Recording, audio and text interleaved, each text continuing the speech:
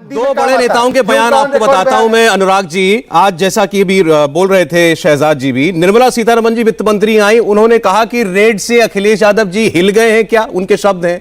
उनको क्या प्रॉब्लम हो रही है, उनका क्या इंटरेस्ट है इसके अंदर, उनको तो स्वागत करना चाहिए, भ्रष्टाचारी पकड़ा गया। और अमित शाह जी ने, ये भी सुन लीजिए, अमित शाह जी ने कहा है कि रेड होती है तो अखिलेश जी के पेट में उबाल क्यों आता है। देखिए, रेड होती है तो भारतीय जनता पार्टी के पेट में उबाल आता है, क्योंकि समाजवादी पार्टी कितनी सही है। आज की बात नहीं है, आपको याद होगा जब रेड हुई थी तो हमने कहा था ये रेड दूसरी तरफ जा रही थी, ये पंपी जैन के जा रही थी, गलती से पीयूष जैन के यहां पहुंच गई, तो इन्होंने अपने आदमी पे गलती से रेड कर दिया। कहां ये रेड करते, कहां एक आध नाम गिना दे भारतीय जनता पार्टी। उसका जवाब भी निर्मला सीतारमण जी ने दिया।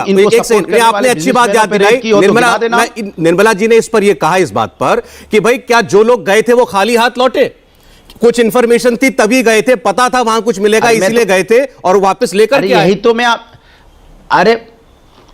मैं कह रहा हूं, भारतीय जनता पार्टी अपने किसी नेता के यहां रेड मार दे, किसी बिजनेसमैन के यहां रेड मार दे तो करोड़ों अरबों में रुपए मिलेंगे, वो भी इनका। और ये देखिए बेशर्मी भारतीय जनता पार्टी की देखिए, मैंने कहा ना चोर मचाए शोर। अरे भैया, नोटबंदी करके आपने बोला था काला धन खत्म हो गया, और काला धन यहां अभी भी जिंदा है। सोचिए, एक छोटे से शहर में इतना काला धन मिल रहा है, और भारतीय जनता पार्टी की सरकार है यहां पे, केंद्र में, राज्य में, तो आप सोचो कितना काला धन होगा इस देश के अंदर में। तो इसके मतलब ये मान लें कि इनकी नोटबंदी फेल हो गई, मान लें इस बात को कि हमारी नोटबंदी फेल है और अभी भी काला धन हिंदुस्तान में जिंदा है। जिसको हम चाहते हैं उनके यहां काला धन है, जिनमें हम नहीं चाहेंगे वहां नहीं होगा। तो जिनके यहां चाहते हैं उनके यहां काला धन है, एक बात। दूसरी बात, मेरे सवाल का जवाब नहीं दे रहे हैं कि गोल्ड वहां से विदेश से कैसे आया, मैं भी पूछता हूं, इसके बारे में जवाब दीजिए। विदेश के गोल्ड जो आ रहा है एयरपोर्ट के माध्यम से आ रहा है, तो शायद इसीलिए तो एयरपोर्ट नहीं आ बार-बार प्राइवेट। अच्छा, मैं इसका भी उत्तर लेता हूं इनसे अनुराग जी। अच्छा, आपके यहाँ एयरपोर्ट, शहजाद जी एक कमेंट हमारे साथ हर्षवर्धन जी जुड़े हुए, उनका कमेंट ले लूं फिर आता हूं आपके पास में।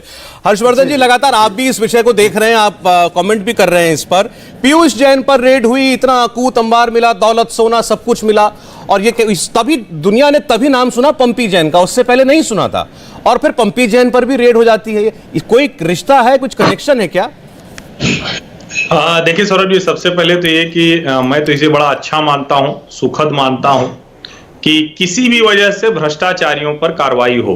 अगर कोई भ्रष्टाचारी है, अगर भ्रष्टाचारी नहीं है तो विदाग निकल आएगा, लेकिन इतने नोटों की गड्डियों पर सोने वाले और अच्छा, मुझे बड़ी दया भी आती है। मुझे दया इसलिए आती है कि वो बेचारा टूटही स्कूटर से घूमता है कन्नौज में, और उसकी स्थिति ये है कि वो घर में पुरानी सेंट्रो रखता है, ढंग की कार से भी नहीं चलता है। नेताजी लोग तो बड़ी बड़ी गाड़ियों से चलते हैं, सब लंबी गाड़ियों से चलते हैं।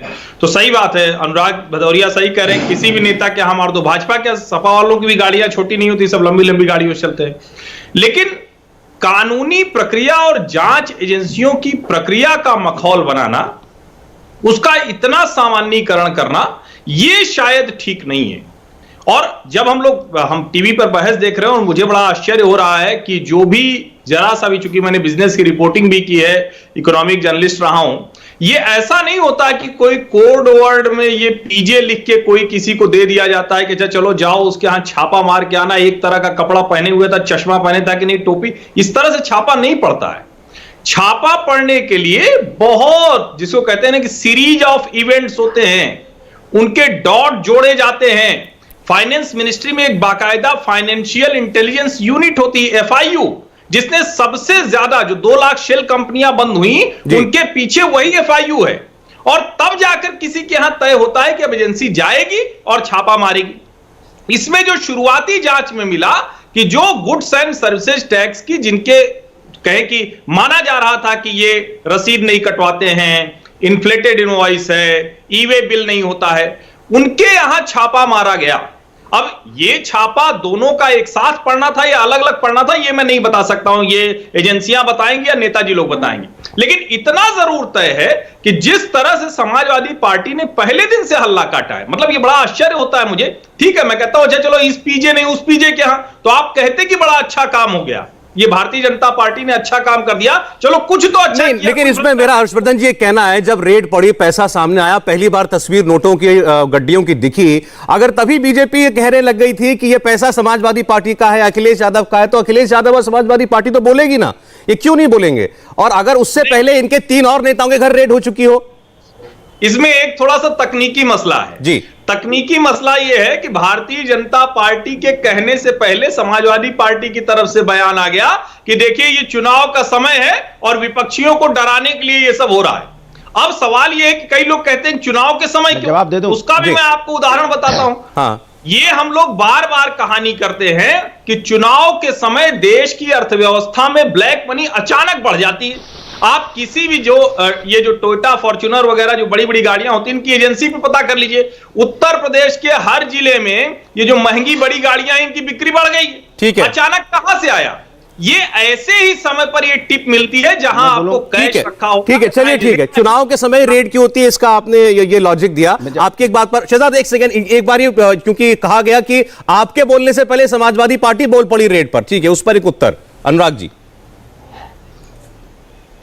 देखिए आपने देखा पीयूष जैन के यहां जब रेड हुई, हमने क्या बोला था कि ये भारतीय जनता पार्टी चोर मचाए शोर, उनका पैसा और समाजवादी पे थोपने लगे। अरे भैया, जब तुम्हें मालूम ही नहीं है कि पैसा ही आपका है, गलती से आपने अपने यहां रेड पड़ गई है, तो फिर वो छुपाते घूम रहे हैं और फिर आस्ते से कहते हैं ये तो भैया 177 करोड़ रुपया तो टर्नओवर है। फिर तो टर्नओवर में, और अब तो न्यूज ही गायब कर जी, अब तो न्यूज खत्म हो गई और आप एक ही में, आप भी यहां मैं भी यहां हूं। समाजवादी जो बोलता है वही सच होता है। कुछ दिन बाद देखना वो पाक साफ होकर निकल भी जाएगा, उससे कुछ नहीं होगा। पीयूष जैन को मैं बता दे रहा हूं, खबर से लेकिन हम हटने वाले नहीं, आप चिंता मत कीजिए। हमने बोला था ये हर्षवर्धन जाएंगे, वैसे पीयूष जैन को बचाएंगे। सुन तो लीजिए, ये कह रहे हैं कि इससे पहले की बीजेपी कहती है, इससे पहले की बीजेपी कहती कि ये देखो समाजवादी के 200 करोड़ रुपए निकल रहे हैं, समाजवादी पार्टी बोलने लगी अरे गलत जैन के घर रेड डाल दी।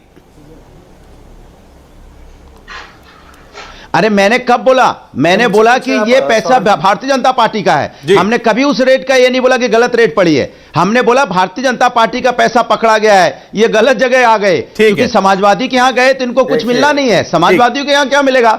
ये भारतीय जनता पार्टी के नेताओं के यहां जाए, भारतीय जनता पार्टी के के यहां जाए, जो यहां पे 4-5 सालों में अरबपति हो गए हैं। जरा मैं तो चैलेंज करता हूं आपके टीवी के माध्यम से, जो नए नए लोग बिजनेसमैन बड़े बड़े टर्नओवर हुए हैं 7 साल में, अगर भारतीय जनता पार्टी निष्पक्ष जवाब सुनिएगा, शहजाद पूनावाला बोले, लाके जनता के सामने लाए कौन लोग हैं जिनका टर्नओवर बहुत हजारों करोड़ बढ़ गया अचानक। ठीक है, कौन है वो लोग? ठीक है, उनको शहजाद जी बोले, अगर करें कि 7 साल में किसका टर्नओवर ज्यादा बढ़ा है? बोलिए शहजाद जी। अनुराग जी ठीक है, अब जरा जवाब सुनिएगा। इंडिया टीवी हर वक्त हर जगह डाउनलोड करने के लिए सर्च करें India TV news Google play store या ऐप स्टोर पर।